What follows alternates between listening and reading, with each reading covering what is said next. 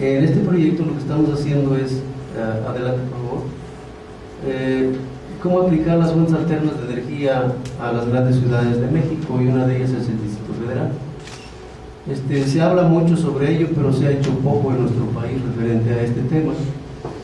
Entonces, dentro de este proyecto que desarrollamos para el gobierno del Distrito Federal, estamos sugiriendo cómo usar la energía alterna, específicamente la solar, dado a que, adelante, estos son los conceptos importantes, adelante, más adelante. ¿Y por qué es tan importante la energía?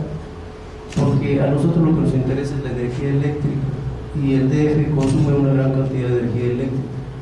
El consumo anual de año tras año es del 4.3% del consumo de energía eléctrica, y que hay que alimentar al DF para la sustentabilidad de esta gran ciudad. Adelante, por favor. Los beneficios que proporciona, adelante. Y aquí es donde quiero recalcar que cómo podemos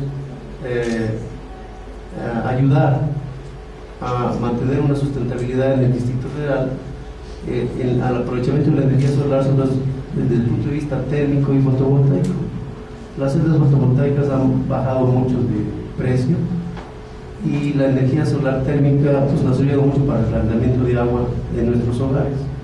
Entonces aquí lo importante es que estamos proponiendo que a través de un programa federal, ¿sí?, se pueda utilizar este recurso no solamente en las nuevas zonas habitacionales que ya están reguladas, que se les está exigiendo esto, sino en la gran masa que hay del DF, cómo incorporar esto a los servicios particulares, ¿no? Adelante.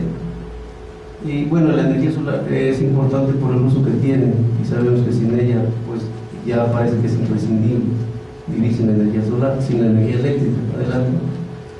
La generación eléctrica del mundo está basada en estos términos: nuclear, carbón, hidrógeno. Y adelante, México tiene pocos recursos. La siguiente. Si vemos ahí los recursos naturales en capacidad de fuentes no renovables es muy mínima, ¿no? Hasta últimamente estamos tratando de aprovechar la energía eólica en el istmo de Tehuantepec, pero hay zonas con buen viento aquí en el Estado de México, y también hay zonas semidesérticas en el Estado de México, vecino del DF, donde podemos aprovechar este recurso ya de una manera más masiva, ¿no?, para contribuir a una gran cantidad de megawatts o de watts a la red que alimenta al Distrito Federal. Adelante. La siguiente, por favor. La siguiente. Estos son términos conceptuales. La siguiente. Bueno, sabemos que durante muchos años y miles de años hemos estado bombardeados por el sol. La siguiente. Pero la hemos aprovechado muy poco. La siguiente. La gran cantidad de energía solar, la constante solar que llega al planeta es de 1.366 watts por cada metro cuadrado. México, por la posición geográfica que tiene, es privilegiada, sobre todo la parte centro del DF, Morelos y todo esto, ¿no? Yo hice mediciones hace como 20 años en Morelos, y la cantidad de radiación solar que logré medir hasta con piranómetros y periométros puede estar de 950 watts por metro cuadrado en días claros. Entonces, adelante. Por la posición geográfica, entonces bien podemos aprovechar esta energía, y uno de los por la cual no se hacía era porque las celdas solares que están basadas en silicio eran muy caras, ¿no? Pero ahora ha bajado de costo el mercado, y a nivel mundial pues ha tenido una aplicación razonable. Sin embargo, yo propongo que aún así se deben de hacer estudios de laboratorio mediante química, en donde bien podemos descubrir todavía el silicio.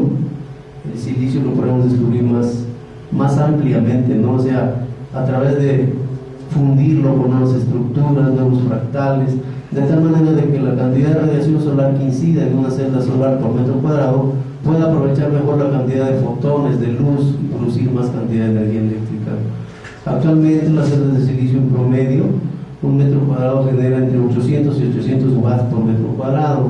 Si logramos descubrir una técnica mejor para el aprovechamiento de ello, y logramos incrementar la captura de 1000 a 1200 watts, esto sería una revolución mundial y nacional. para todos aquellos países que están en la franja que se le llama el cinturón solar.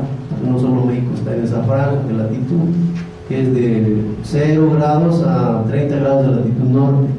Todos esos países que están en esa franja, tanto sur como norte, tienen esa gran oportunidad de aprovechar este recurso. Adelante, más adelante, más por favor. Disculpen que se me haya olvidado esto. La República Mexicana, vuelvo a repetir, es ello. Pero dentro de todo esto no quiero enfocar todo esto en la energía solar en México.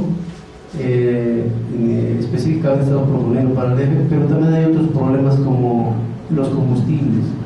México, la Ciudad de México consume una gran cantidad de combustible, gasolinas, ¿sí? Y entonces cada vez se consumen más y más, aunque cada vez se hacen automóviles más económicos.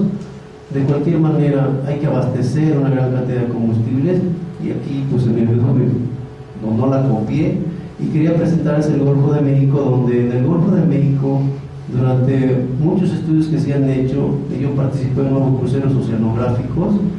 Existe entre los límites de Estados Unidos y México un lugar que se llama la Franja de Oro, donde supuestamente ya se ha verificado también por estudios satelitales, hay una gran cantidad de petróleo que muchos han escrito, inclusive que puede ser que sea una de las segundas reservas más grandes del mundo, pero el problema es que está a más de 3.500 metros de profundidad.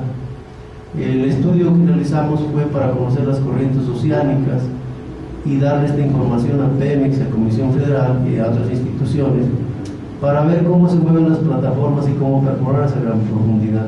Pero tenemos un gran problema, o sea, no cualquiera nos va a venir a perforar esas grandes profundidades y va a decir ya págame y me voy, ¿no? En esto de la reforma energética hay que tener mucho cuidado, porque yo tengo mis dudas, ¿sí? El que te vaya a perforar a esa profundidad, ¿sí?, tiene que forzosamente hacer negocio y tiene que llegar a acuerdos para que se le venda una gran cantidad de barriles diarios. ¿Qué porcentaje va a negociar el gobierno? No lo sé. Eso es un problema, y no todos tienen esa tecnología, no lo tienen los tejanos, los brasileños, que les costó 15 años desarrollarla, y creo que los irlandeses y japoneses. La mayoría de esta tecnología, hay muchos países que le maquilan a los tejanos. Entonces yo me quiero adelantar que es muy probable que los norteamericanos nos perforen, pero le vamos a tener que vender crudo, y es ahí donde está el problema. ¿Qué cantidad de crudo se les va a vender? Y lo que nosotros lo tenemos es que ese crudo, ¿qué tecnología tenemos para procesarlo? ¿Tenemos refinerías lo suficientemente para satisfacer nuestra necesidad de gasolinas, productos químicos como abonos y derivados, plásticos?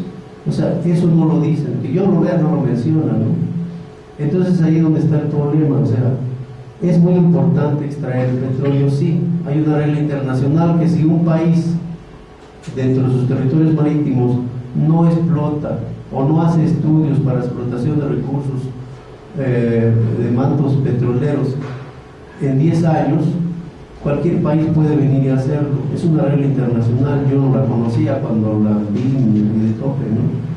De aquí que Pemex gasta mucho dinero en andar estudiando y explorando, pero el problema es que no hay la tecnología suficiente, ¿sí? Ahí hay que tener mucho cuidado y ver si realmente este programa energético y cambio que se quiere hacer realmente va a beneficiarnos, ¿no? Porque ya sabemos cómo nos movemos, ¿no?, sobre todo los políticos. O sea, siempre las transnacionales están presionando a México, y es aquí donde yo creo que va a haber una gran discusión. Por el otro lado es el agua. El agua siempre ha sido un problema, pero México, en la República Mexicana, tiene mucha agua, pero el Distrito Federal empieza a padecer estas carencias, ¿no? Por ejemplo, Hidalgo no le quiere dar agua, ¿no? Los pozos que tenemos aquí en el Distrito Federal cada vez son más profundos, y además no se retroalimentan, porque todo está planchado de cemento. Entonces el agua está siendo ya un problema muy importante también en el Distrito Federal. ¿Cómo se le va a abastecer? Sigue creciendo el crecimiento urbano, ¿sí? Cada vez hay más unidades, y crece la ciudad, y consumen más energía, consumen más combustible, consumen más agua, ¿sí? Y también los alimentos. Todo hay que traer al Distrito Federal. Dentro de últimos estudios que hemos realizado, resulta de que el DF, que se caracterizó por aquellos tiempos de los aztecas de ser un centro productivo masivo, pues ya no lo es, ¿no? Nada más es la parte de milpa alta, que produce poco maíz para la sustentabilidad de la región, y produce nopal, avena, y de lo que más produce, ¿no? Entonces, todas las tierras agrícolas no las hemos acabado. Entonces, una de las propuestas es promover los invernaderos cuando menos que ayudan a la sustentabilidad del DF, y ahí sí se puede producir los 365 días del año, los jitomates, los chiles, los pepinos, ciertos productos que son desde que se siembran hasta que se ponen son de 3 meses, ¿no? En eso sí podemos contribuir mucho ahí, pero todo esto es a través de programas alimenticios, ¿sí? El problema del agua es grave, y otro de los problemas es el tratamiento de agua. ¿Qué se hace con el agua? O sea, realmente sí la estamos tratando, la estamos reciclando, ¿sí? Yo veo en el futuro que lo más probable, hace como 10 años, hicimos una propuesta de que es muy seguro que tengamos que poner una desalinadora en Veracruz y trasladar agua hasta el Distrito Federal. Y en ese digamos, megaproyecto bien podían ser beneficiados algunos otros estados, ¿no? Entonces, todo eso es ingeniería, no es gran tecnología. Los árabes lo hacen, Dubái lo hace, ¿no? Porque ellos tienen necesidad y ellos aprovechan mucho el agua desalinizándola, aprovechan mucho la energía solar, porque ellos no tienen otros recursos. Entonces debemos de aprender de esas culturas para implementarlas en nuestro país. Todos este proyecto está ligado con el crecimiento demográfico, la cantidad de habitantes que hay, cómo nos transportamos de norte a sur. Es increíble que aquí todos los que trabajan en el sur, según nuestras investigaciones, trabajan en el norte, y desde el norte trabajan en el sur. Entonces hay un problema ahí de ubicación, ¿no? Porque no es tan fácil cambiarse de lugar como lo tienen quizá otros países, ¿no? Te cambian de lugar, te cambian de empresa, te cambian de lugar, pero tenemos muchos problemas, y cada vez veo que esto se está acrecentando demasiado. Se tiene proyectado acrecentar más las líneas del metro, requieren de más cantidad de energía. Entonces, de esto se trata el proyecto en el área que estoy, pero estamos vinculados realmente todos, ¿no? Con la educación, cómo se está educando a los niños, realmente tienen conciencia de las cosas. Yo a veces veo que va una persona en el autobús cuando vengo de Cuernavaca, yo ahorita vengo de Cuernavaca, y cuando me subo a Tasqueña y me voy hasta el CIEMAT, pues me doy cuenta que hay mucho tráfico, pero hay una falta de inconsciencia. Aunque aparentemente la tenemos, no la hacemos. Pues quisiera empezar con esta epígrafe. Es una epígrafe de un gran urbanista politécnico, es el doctor Jorge Gasca. Él dice que la ciudad, pues todo discurso para explicar la ciudad y lo urbano debe partir de la expresión de lo humano a través de la relación hombre-naturaleza, de la relación cultura-civilización y de la mediación de la tecnología. Toda ciudad tiene tecnologías. Las grandes ciudades de Mesoamérica tienen tecnologías para la sobrevivencia, y la tecnología básica pues es el cultivo del maíz y el uso del agua y de los recursos. Nuestra ciudad de México pues es la ciudad más antigua habitable todavía, la ciudad de Tenochtitlán. Sus antiguos fundantes, pues ustedes saben bien por qué nos llamamos México, ¿verdad? Pues debido a este sacerdote mexica, pues que se posó ahí donde vio que estaba el águila y la serpiente, y ahí fue el símbolo fundante de la Ciudad de México. La Ciudad de México ha estado siempre en agua, pero estamos en una cuenca endorreica, y los proyectos sobre la Ciudad de México siempre han sido que si estamos en el agua, que si no estamos en el agua, que si sacamos el agua, que si no la sacamos, etcétera, etcétera. Pero lo que quiero decirles es que la Ciudad de México es una ciudad que es una reproducción social, que es nuestra ciudad, es nuestra historia, y es con la que nos identificamos. Una de las principales, de las primeras cuestiones simbólicas que el hombre crea en sí mismo es la noción de espacio. Cualquier animalito puede ser el chimpancé, ¿no? Lo primero que va a ver es la relación espacio-tiempo. Entonces su primera idea, su primer concepto es ese espacio. Y ese espacio, ese tiempo, es una primera noción de identidad y de sentido en el mundo y de estar en el mundo. Pues nosotros estamos en la Ciudad de México, que es nuestra ciudad. Como tal tiene una dinámica, tiene un desarrollo, etcétera, etcétera. Pues insisto, es una de las ciudades pues, más antiguas. Es la ciudad más antigua habitada de América. Bueno, entonces, nuestra ciudad, retomando lo que decía el doctor Octavio Luis Pineda, pues los principales efectos de la globalización yo he enunciado así. Por ejemplo, desindustrialización para los países periféricos. La gran industria, la gran tecnología la desarrollan las transnacionales. A pesar de que estamos en la era de la digitalización, de las tecnologías de la comunicación y la información, pues que es una de las partes importantes de la globalización, para los países periféricos la industrialización y el acceso a la economía digital está negado. Tenemos desindustrialización. También tenemos una ruptura del tejido social, un gran incremento de la economía informal, porque no hay trabajo. Y al no haber trabajo, la gente tiene que inventar cosas que hacer, y por eso crece el espacio informal urbano. Todos, cuando cruzamos ahí San Juan de Letrán, etc., pues vemos la gran cantidad de espacios informales y de vendedores ambulantes, pues porque no tienen otra cosa que hacer, más que hacer eso para poder subsistir. Decía Lula que no hay más desgracia que un pobre. Hace poco, como ustedes saben, vino Lula, y él decía que, pues que qué desgracia para un pobre que no tiene una organización, un sindicato, una institución, y que no tiene manera de poder insertarse en la economía y tener manera de subsistir. Entonces tiene que inventar cosas para poder subsistir, robar, pues, la violencia, el mercado informal, etcétera, etcétera. Entonces ese pobre, pues cada vez más la globalización está produciendo cada vez más pobres. En todo el mundo la tendencia es el incremento de la pobreza.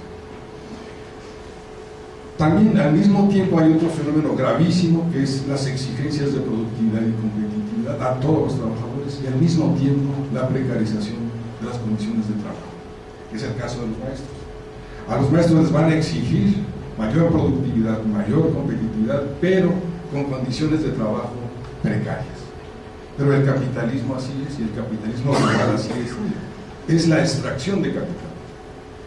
Hace rato el doctor Roque mencionaba que este señor David sostiene que la capital pues es la reproducción y la concentración del capital más grande.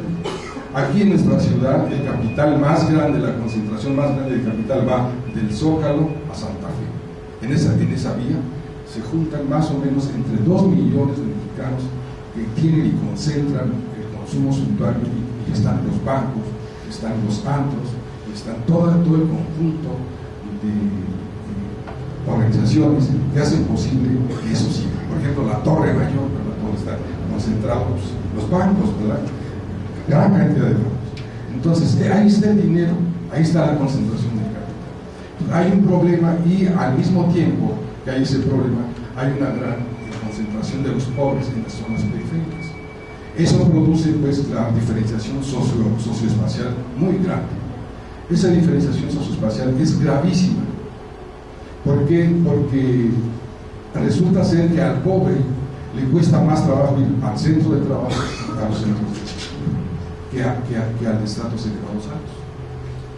El estratos elevados altos tiene acceso a los centros de cultura, a los centros de trabajo, etcétera, etcétera, de una manera fácil. Por eso la vialidad y la movilidad dentro de la ciudad es demasiado importante. Se calcula que hay más o menos 4 millones de movimientos, más o menos 6 millones de autos. Entonces, nuestro transporte, nuestros metros, etcétera, etcétera, pues debe ser una infraestructura y un transporte que dé eso, que dé movilidad, que dé viabilidad, y que no sea tan socialmente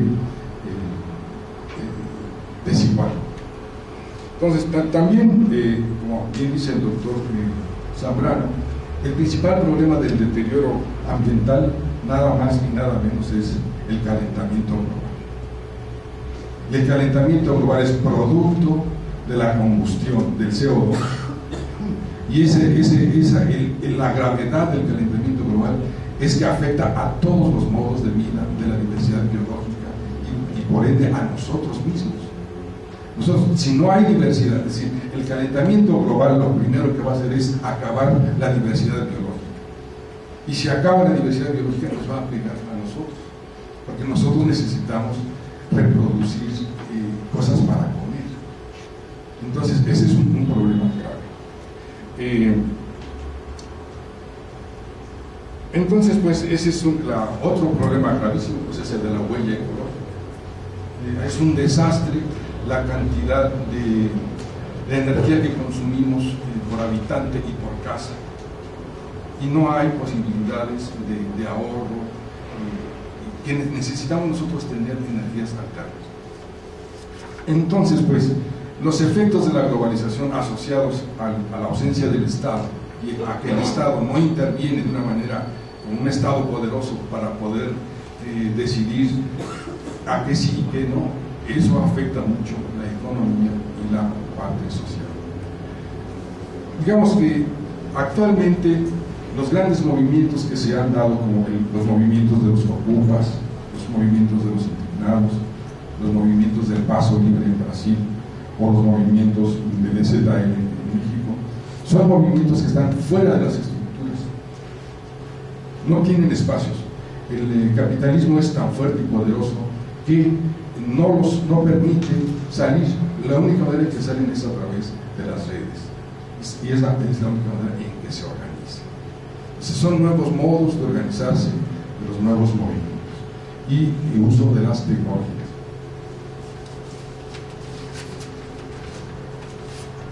Bueno, entonces digamos, así a grosso modo, ensayando esto, con el doctor Octavio pensamos que cómo seleccionar algunos datos gruesos, duros, sobre lo que es las cuestiones principales de la sociedad. Por ejemplo, en población.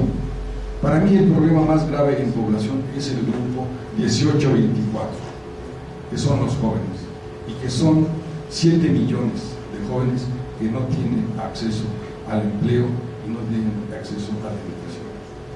Cuando el rector de la UNAM dijo que existían 7 millones de ninis, la Secretaría de Desarrollo Social le dijo: señor rector, retráctese usted de lo que ha dicho, porque eso es muy grave para el gobierno. Entonces el rector les dijo: señores, yo no me detracto si ustedes no me demuestran que mis cifras son incorrectas. Si mis cifras son incorrectas, me retracto, pero si no, lo afirmo, que si hay 7 millones de jóvenes entre 18 y 24 que no tienen empleo y que no tienen acceso a la educación. Imagínense. Por ejemplo, aquí había 300,000 jóvenes en el área de Iztapalapa y Xochicalco. No, la otra delegación que estamos en Iztacalco. 300,000 jóvenes que no tienen acceso a la educación y al trabajo. ¿Qué son esos jóvenes? ¿A qué se van a dirigir? Pues a la droga, al alcohol, al narcotráfico, a todo eso. Eso es muy, muy grave. Entonces, dentro de la población, nosotros deberíamos haber aprovechado a este gran capital humano que son los jóvenes, que ahora son más cultos, pero que no tienen acceso al trabajo. Son cultos, pero desocupados. Entonces, ¿cómo los vamos a ocupar y cómo vamos a hacer? Ellos van a ser los reproductores de la ciudad, porque nosotros ya nos vamos a desaparecer en unos pocos años. Entonces, digamos, ese es el asunto de la población. Dentro de la pobreza se incrementa la pobreza. Julio Bolvini ha calculado que vamos en un 60% de pobreza de los mexicanos. Vamos para cada vez más pobres. En educación, igual, hay desigualdad educativa, sobre todo en las zonas marginadas, en las zonas rurales, en donde los jóvenes y los niños no tienen acceso a la educación. Y eso se demuestra en cosas bastante graves. Por ejemplo, Chiapas es el estado que tiene mayor deserción educativa, mayor reprobación, y los jóvenes, no hay matrícula en la educación media. Los jóvenes chiapanecos se van de migrantes a Estados Unidos, se mueren ahí junto con los guatemaltecos que vienen en la bestia, entonces se van, todos quieren llegar a Estados Unidos. Eso es una cosa gravísima. En salud, cada vez más la tendencia a enfermarse de los mexicanos tiene que ver con la obesidad, la diabetes y los males cardíacos. Cada vez más. En cultura, comentaba el doctor Octavio que nuestro promedio de lectura de los mexicanos es 2 libros al año, mientras los suecos 60. ¿Qué hace un país donde no leen las gentes? ¿Cómo reconstruyen su símbolo y sus significados de vida si no tienen interacciones con otras imaginaciones, con otros pensamientos? Y ciencia y tecnología, pues sí, comentábamos con mi colega aquí, con Antonio Casaña, en unas entrevistas a los científicos y tecnólogos del CONACYT, que nosotros tenemos en el Sistema Nacional de Investigadores alrededor de unas 18,000 líneas de investigación. En Estados Unidos tiene 50,000, 100,000 investigadores y tienen 3,000 líneas de investigación. ¿Qué quiere decir? Que están concentrados y que están serios produciendo conocimiento en esas líneas de investigación que son útiles para Estados Unidos. Pues nosotros, ¿por qué tanta dispersión? ¿Por qué no nos unimos? ¿Por qué no estamos en grupos de investigación, en líneas de investigación, que se produzca conocimiento para nuestra nación, para la resolución de los problemas? En los estudios que hacemos sobre ciencia y tecnología, me tocó estudiar en el Colegio de México. Los fundadores del Colegio de México, don Daniel Cosío Villegas y don Alfonso Reyes, eran personajes que estaban embebidos en producir conocimiento para la nación mexicana, para la historia, para la economía, para la sociología, y en función de eso hacían sus institutos y usaban la ciencia y la tecnología. Finalmente, la desigualdad en México se tiene que combatir con una política de ingresos bien cimentada en un contexto de crecimiento sostenido con distribución social equitativa de la riqueza. Solo un Estado con una política redistributiva concreta puede realizar políticas incluyentes verdaderas a través de instituciones legitimadoras de la inclusión, no de la exclusión. Necesitamos que esas instituciones que reproducen a la sociedad mexicana no reproduzcan la exclusión, los partidos, todas las nuevas instituciones que no sean las reproductoras de la desigualdad y de la exclusión.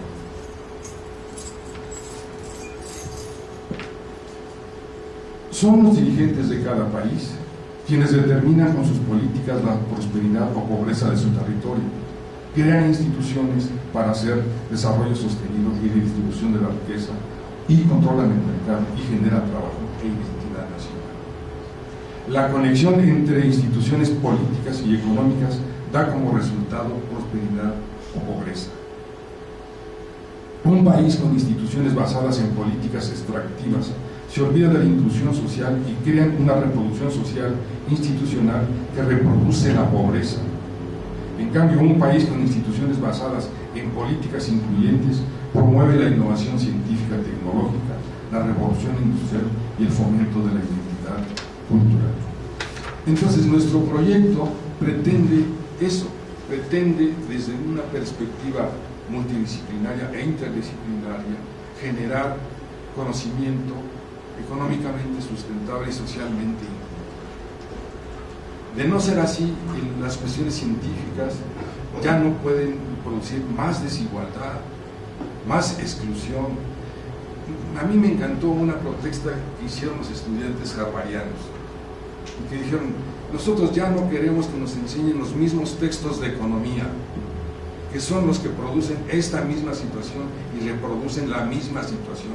Queremos otros textos, otra producción del conocimiento que tienda a ir hacia las políticas incluyentes.